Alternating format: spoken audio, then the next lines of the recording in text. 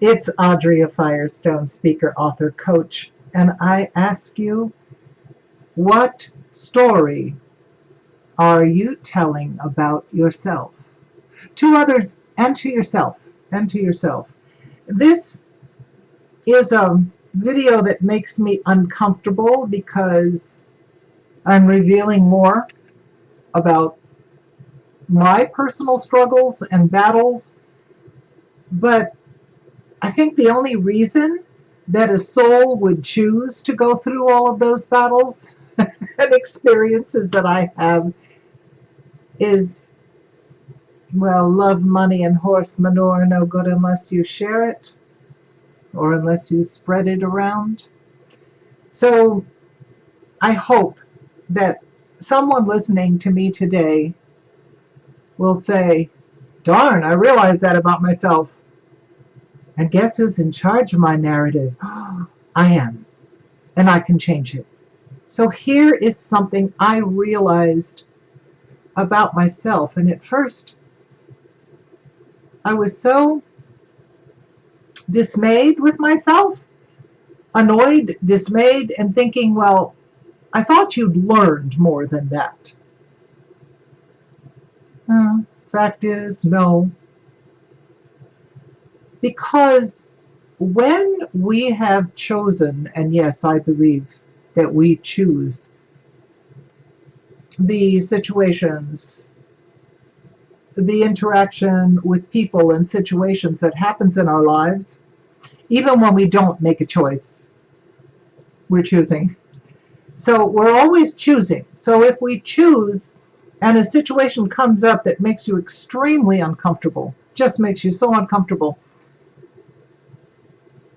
and you can ask yourself, why does this make me so uncomfortable? And is it perhaps, and this is what I had to ask myself, am I still wearing the costume of the victim? Am I still wearing poor me? And if I'm still wearing poor me, why is that? Why am I carrying around? Yes, I had a very challenging young life, and that is why I ran to the circus. I escaped to the circus. Well, when you run away to the circus, there's a reason for it. And it isn't the elephant poop. And thank goodness they don't have circuses like that anymore. But you run to a place that is more beautiful. You run to a place where you can scream. And as long as you scream on pitch and follow the conductor's beat, you will be applauded for your screaming, even though it's very beautiful screaming. To all of my colleagues, you know, we scream beautifully. Not only have we been educated, but we had the raw material to be able to scream beautifully in opera. But what happens is, if you keep wearing the old costume, and this is I think, a perfect analogy and a metaphor, it's both. If I were to be in The Man of La Mancha and be doing the role of Aldonza, and then I go to the next production, which is Der Rosenkavalier, and I'm still wearing Aldonza's costume, is that appropriate? Does that make any sense? Would any of us do that? And the answer is no, we wouldn't. Well, so if we wouldn't, why am I still carrying around the poor me? The poor me defined me when I was much younger. Yeah. Because I was repeating patterns and allowing people into my life. My boundaries were not strong enough. Allowing people into my life that had the same lessons. I could try to learn the same lesson again. And most of the time I didn't, because I was too busy going, oh, poor me, poor me, poor me. So when I ask you is, what story are you telling about yourself? Who's in charge of the narrative? And are you, to me this was key, Are you looking for support? You want support of the evidence, and the evidence to say, you see, I'm right to be a victim for me. You see, I can prove it to you. Yes, my mother was cruel and did not want a child, but bless her heart, she thought if you got married, you had to have a child. My beloved grandmother is probably the one who taught her that. She didn't want a child. She couldn't love herself, much less love a child. Now, did that make it extremely challenging for me?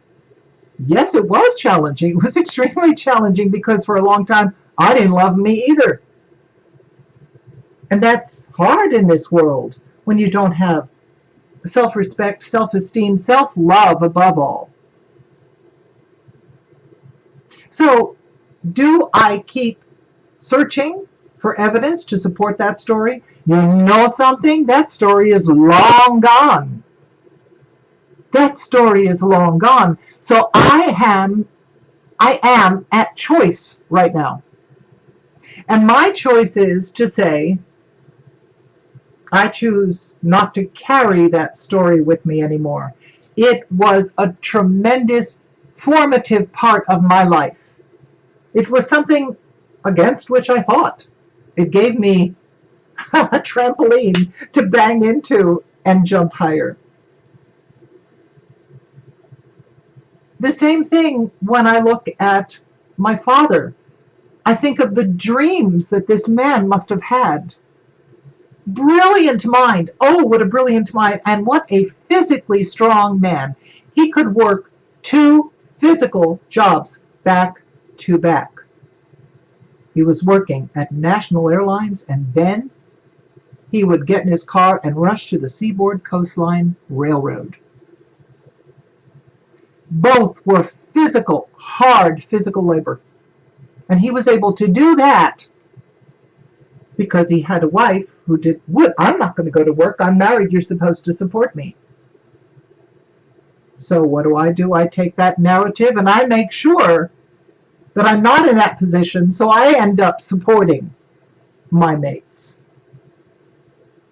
and building businesses for them and not for me. Well, when you realize all of this, it's astounding. But also when you take off the jacket that has emblazoned in rhinestones, certainly not diamonds, they're only rhinestones. Victim! I'm a victim, feel sorry for me. No, don't feel sorry for me. You know something? I've learned this lesson and I don't need to revisit it anymore. I am going to stop looking for evidence to support my sob story, because that sob story was 1,000,000 years ago. We can't do anything about the past except we can reframe it. We can reframe what we've learned about it, and I have. My big soul chose these incredible beings to be my parents. And they were so magnificently human. And I say, bless their hearts, both of them. Because part of the reason why I'm wonderfully, extravagantly Adria is because of them. Because they gave me something to rail against, to fight against, to rebel against. Yes, I chose at that time to learn through pain. You know something, baby? I've already done that. I'm an expert and I ain't doing that no more. So for all of you, I want you to check what story are you telling yourself and others about you. That's the first thing, is find out what is the story that you're telling others about you. Because what we put out into the world, the energy that we put out into the world, that is what is attracted to us. Do you need to keep learning these stories? I don't think so. So that's one. That's one.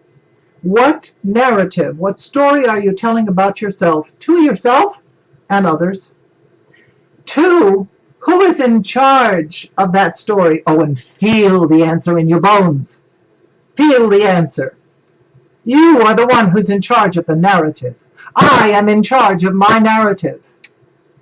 And do I want to keep attracting old lessons that I have already learned? Well, no, it's time to go on to something else. And the only way that I'm going to be able to go on to something else is the 3rd step. Change the narrative, change the story, because I'm the one who can change it. And I'm the only one who can change it.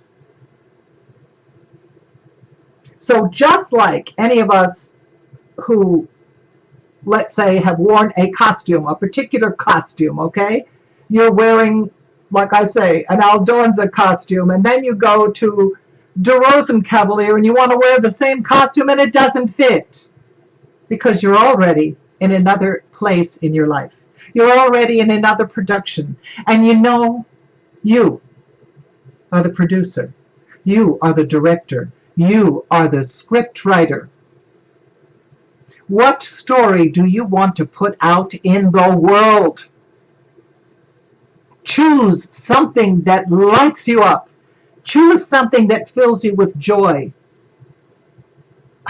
Here you see someone who is discarding all the old costumes. I am content to be who I am right now. With all my faults, all my marvelous gifts, all of these things, I feel nothing but gratitude, enormous gratitude, to have realized before I leave this planet that I'm in charge of my narrative. And when I'm in charge of my narrative, the world looks different and feels different. So realize you have exactly the same possibility. 1, what story, what narrative are you telling the world and yourself about yourself? 2, pay attention to who is in charge of the narrative. No matter what we've suffered, you are in charge of a new story. And 3, write the new story. Write the new story and make it a story that lights you up from the inside out and from the outside in and sets you afire with joy. Because, darlings, that is what you will attract. Like attracts like. Okay? So that was intense. It made me uncomfortable, but you know something? It's the truth. And Pop, my darling Pop, he's not on this earth. Many, many, many years now. This was Jerry's father. And Pop used to say, baby girl, the truth will stand up when everything else falls down.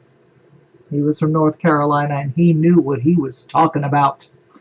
All right, sweethearts, tell yourself a new narrative. Choose a story that you love. And watch how your life changes. So it's Adria Firestone, speaker, author, coach, saying, I will definitely see you later, alligator. Bye-bye.